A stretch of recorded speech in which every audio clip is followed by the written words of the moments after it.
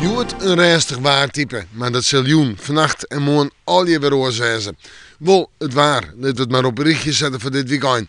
Joen en vannacht is even ruim, lichte ruim. Letter vannacht komen ze op sneeuw, jawel, en een temperatuur die zakt naar 0 of +1. En dat betekent komen ze op gladens. En de wind die staat gewoon al om, die gaat meer en meer naar het noordoosten en het oosten. En die wordt krachtig, krijgt 4 letter in het kust- en maatgebied. Nou, dat begint uiteindelijk al joen en vannacht. Dus het zal stevig waaien.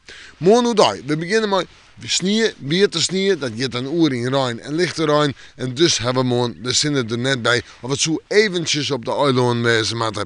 En de temperaturen morgen net al te hoog, 3 graden. En die hoogste temperaturen wat letter in de midden. En de wind komt morgen uit het oosten en het zuidoosten. Nou steeds maar zuid-zuidoost. En die zal matig en krachtig wezen. De krachtige wind in het kust- en watergebied. En in de nacht geen frost. En dan op de sneeuw.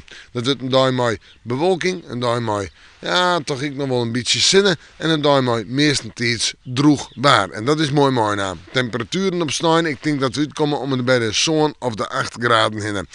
En de wind die zal nog altijd een zwak of matig wezen, meest matig. En die komt dan uit zuidelijke richtingen bij ons zuidwest. Zetten we terug naar Takkemieke.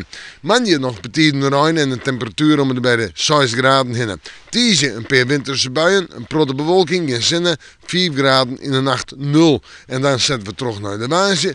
3 of 4 graden nu wat sneeuwbuien. En we hebben het in de nacht al een graadje frost. Het wordt wat meer winters Takkemieke. Bij Matamon, maar weer even in het Waasje.